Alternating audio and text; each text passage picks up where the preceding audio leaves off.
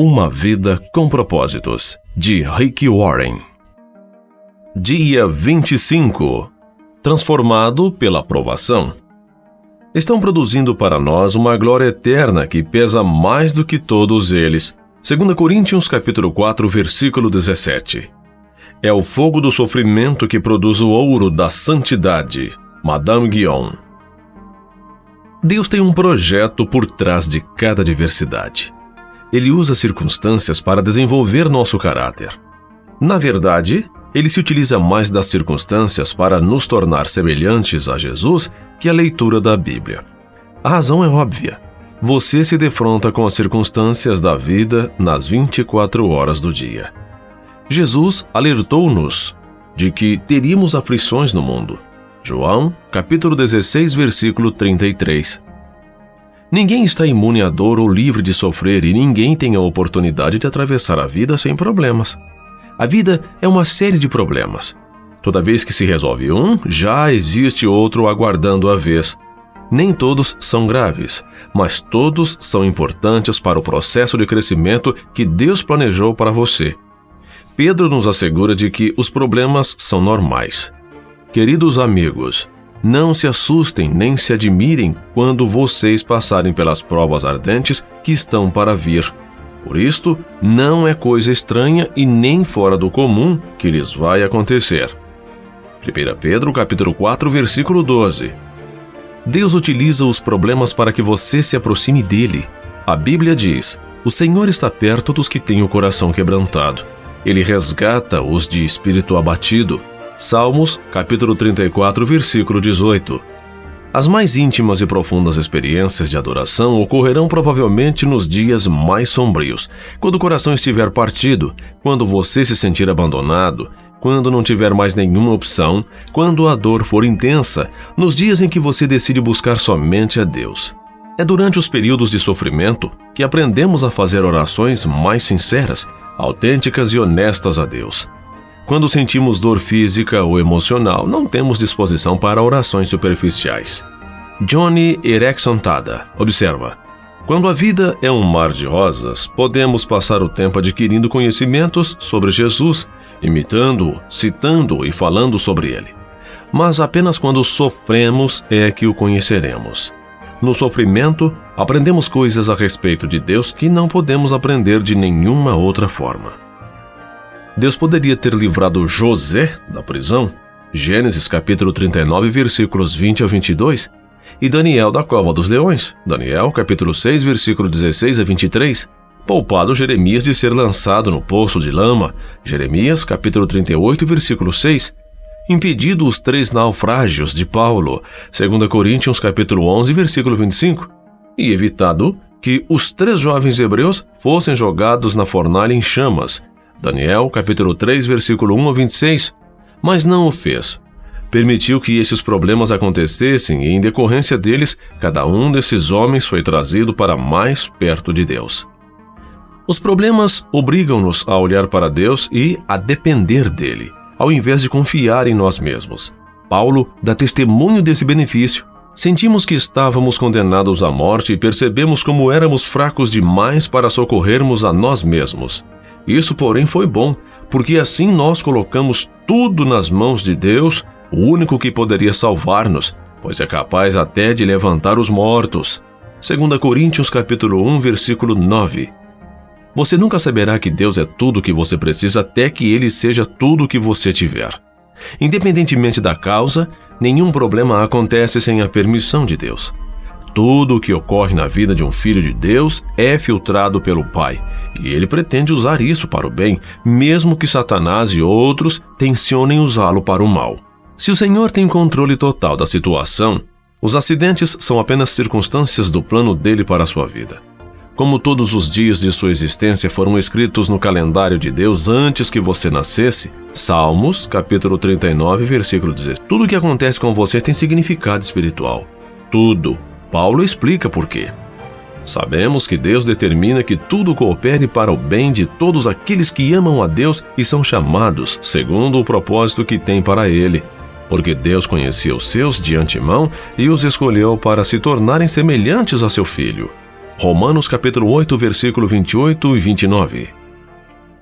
Compreendendo Romanos capítulo 8, versículo 28 e 29. Essa é uma das passagens bíblicas mais incompreendidas e equivocadamente citadas. Ela não diz: Deus faz com que tudo saia de forma que eu quero. É óbvio que isso não pode ser verdade. Também não diz: Deus faz com que tudo neste mundo tenha um final feliz. Isso também não é verdade. Há muitos finais felizes neste mundo. Vivemos num mundo caído. Somente no céu tudo é perfeito, da forma que Deus quer. É por isso que somos orientados a orar: seja feita a tua vontade na terra assim como no céu. Mateus capítulo 6, versículo 10. Para compreender inteiramente Romanos capítulo 8, versículo 28 e 29, você deve examinar frase por frase. Sabemos. Nossa esperança em tempos difíceis não é fundamentada em pensamentos positivos, em anseios ou num otimismo natural.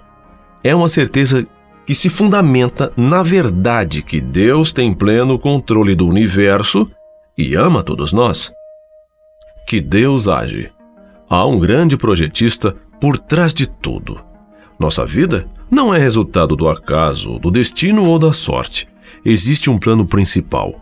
A história consiste na história de Deus. É Deus quem controla o leme. Nós cometemos erros. Deus, porém, jamais se engana. Ele não pode cometer erros, porque é Deus.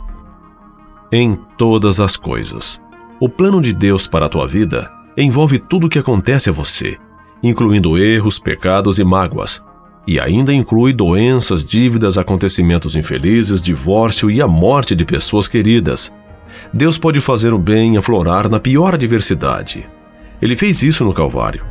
Nada acontece de forma isolada ou independente. Os fatos de sua vida agem em conjunto, conforme o plano de Deus. Não são atos isolados, mas partes interdependentes do processo que o tornarão semelhante a Cristo. Para fazer um bolo, você utiliza farinha, fermento, ovos, açúcar e óleo. Comidos isoladamente, os ingredientes podem ter sabor bastante desagradável, mas acesse-os juntos e se tornarão deliciosos. Se você entregar a Deus todas as suas experiências horríveis e desagradáveis, Ele as misturará para que se tornem agradáveis, para o bem. Isso não quer dizer que tudo na vida seja bom. Grande parte do que acontece no nosso mundo pode ser caracterizada como mal e cruel, mas Deus é especialista em extrair o bem de tudo isso. Na genealogia oficial de Jesus Cristo, Mateus capítulo 1, do versículo 1 ao 16, distingue-se 4 mulheres: Tamar, Raabe, Rute e Batseba.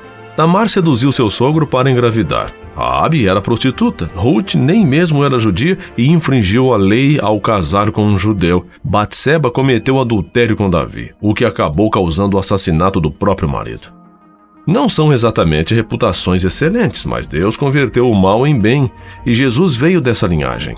O propósito de Deus é maior que nossos problemas, nosso sofrimento e até mesmo nossos pecados. Daqueles que o amam, dos que foram chamados.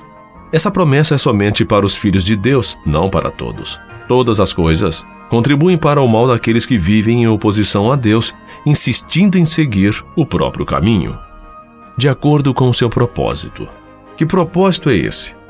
Que sejamos semelhantes a seu Filho. Tudo que Deus permite que aconteça em nossa vida é por causa desse propósito. Edificando um caráter semelhante ao de Cristo. Somos joias moldadas pelo martelo e o cinzel da adversidade. Se o martelo do joalheiro não tiver peso suficiente para aparar nossas arestas, ele usará uma marreta. Se formos realmente obstinados, ele utilizará uma britadeira. Ele usará o que for necessário. Cada problema é uma oportunidade para a edificação do caráter, e quanto mais difícil a situação, maior o potencial de desenvolvimento dos músculos espirituais e da fibra moral.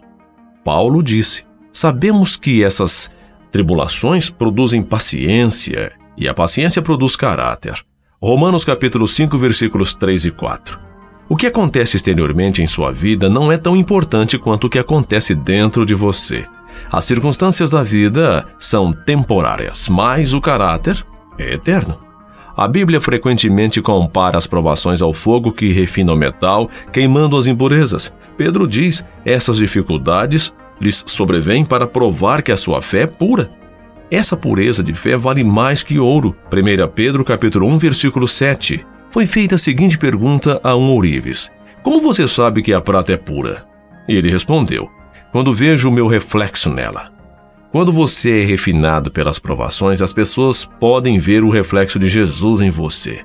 Tiago declara: amigos, quando lutas e aflições os atingirem em cheio, saibam que isso é um presente especial. Vocês verão como a fé será fortalecida e como terão forças para continuar até o fim. Tiago, capítulo 1, versículo 2 e 3. Deus pretende torná-lo semelhante a Jesus e por isso o fará passar pelas mesmas experiências que Jesus passou. Solidão, tentação, estresse, críticas, rejeição e muitos outros problemas. A Bíblia diz que Jesus aprendeu a obedecer por meio do sofrimento, pelo qual também foi aperfeiçoado. Hebreus capítulo 5, versículos 8 e 9. Porque Deus nos eximiria de passar por aquilo que permitiu que o próprio Filho passasse. Paulo afirma, iremos passar pelo que Cristo passou. Se enfrentamos momentos difíceis com Ele, então é certo de que com Ele passaremos momentos inesquecíveis. Romanos capítulo 8, versículo 17. Reagindo aos problemas como Jesus reagiria. Os problemas não produzem automaticamente o que é pretendido por Deus. Muitas pessoas tornam-se ainda mais amargas ao invés de melhorar e nunca crescem. Você deve reagir da forma que Jesus reagiria. Lembre-se de que o plano de Deus é bom. Ele sabe o que é melhor para você e visa apenas a seu bem. O Senhor disse a Jeremias: porque sou eu que conheço os planos que tenho para vocês, diz o Senhor. Planos de fazê-los prosperar e não de causar dano. Planos de dar a vocês esperança e um futuro. Jeremias capítulo 29, versículo 11. José compreendeu essa verdade quando, falando aos irmãos que o haviam vendido como escravo, disse: vocês planejaram mal contra mim, mas Deus o tornou em bem, para que hoje fosse preservada a vida de muitos. Gênesis capítulo 50, versículo 20. Ezequias expressou o mesmo sentimento em relação à doença que ameaçava tirar-lhe a vida. Foi para o meu próprio bem que passei esse período difícil. Isaías capítulo 38, versículo 17. Sempre que Deus disser não ao seu pedido de alívio, lembre-se de que Ele está fazendo o que é melhor para nós. Está nos treinando para que possamos viver de acordo com seu santo propósito. Hebreus capítulo 12, versículo 10. É vital que você se mantenha concentrado no plano de Deus, não no problema ou no sofrimento. Foi assim que Jesus suportou a dor na cruz e somos exortados a seguir o seu exemplo. Mantenham o olhar firme em Jesus, nosso líder e orientador. Ele esteve pronto a padecer uma morte vergonhosa na cruz por causa da alegria que sabia que depois ia ter. Hebreus capítulo 12, versículo 2. Corrie ten Boom, que sofreu num campo de concentração nazista, explica o poder do foco. Se você olhar para o mundo, ficará aflito. Se olhar para você mesmo, ficará deprimido. Mas se olhar para Cristo, descansará. O foco determinará seus sentimentos. O segredo da resistência é lembrar-se de que o sofrimento é temporário, mas a recompensa será eterna. Moisés suportou uma vida de tribulações porque contemplava a sua recompensa. Hebreus capítulo 11, versículo 26. Paulo suportou as adversidades da mesma forma. Ele declarou: nossas presentes aflições são muito pequenas e não durarão muito, e ainda produzem para nós glória imensurável que durará para sempre. 2 Coríntios capítulo 4, versículo 17. Não se renda às considerações de curto prazo. Mantenha o foco no resultado final. Se participamos da sua glória, precisamos participar também do seu sofrimento. O que sofremos agora não é nada comparado com a glória que Ele nos dará adiante. Romanos capítulo 8, versículos 17 e 18. Exulte e agradeça. A Bíblia diz: deem graças em todas as circunstâncias, pois esta é a vontade de Deus para vocês em Cristo Jesus. 1 Tessalonicenses, capítulo 5, versículo 18. Como isso é possível? Observe que Deus nos manda dar graças em todas as circunstâncias, mas não por todas as circunstâncias. Deus não espera que você seja agradecido pelo mal, pelo pecado, pelo sofrimento ou pelas consequências dolorosas próprias deste mundo. Ao invés disso, quer que você demonstre gratidão pelo fato de Ele usar os problemas que o afligem para o cumprimento dos propósitos dele. A Bíblia diz: alegrem-se sempre no Senhor. Filipenses 4, versículo 4. Ela não diz: alegrem-se no seu sofrimento. Isso é masoquismo. Você se alegra no Senhor. Não importa o que aconteça, você pode se alegrar no amor, na atenção, na sabedoria, no poder e na fidelidade de Deus. Jesus disse: alegrem-se quando isso ocorrer, pois há uma grande recompensa esperando por vocês no céu. Lucas capítulo 6, versículo 23. Nós também podemos nos alegrar ao saber que o Senhor passa pelo sofrimento junto conosco. Não servimos a um Deus alienado que se mantém distante de nós, tentando nos motivar com frases feitas. Ao contrário, Ele participa de nosso sofrimento. Jesus fez isso na encarnação e hoje é seu Espírito quem opera isso em nós. Deus jamais nos deixará sozinhos. Recuse-se a desistir. Seja paciente e persistente. A Bíblia diz: entendam que os problemas vêm para lhes testar a fé e gerar em vocês perseverança. Mas deixem que esse processo continue até que a perseverança se desenvolva completamente e descobrirão que se tornaram homens de caráter maduro, de integridade, sem nenhum ponto fraco. Tiago capítulo 1, versículos 3 e 4.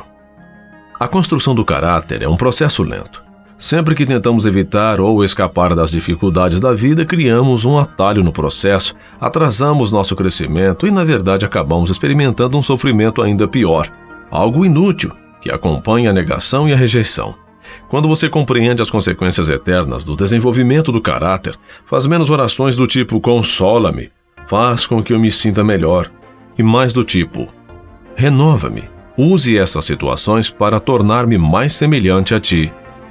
Você sabe que está amadurecendo quando começa a perceber a mão de Deus nos acontecimentos aleatórios e confusos e nas circunstâncias da vida aparentemente sem sentido.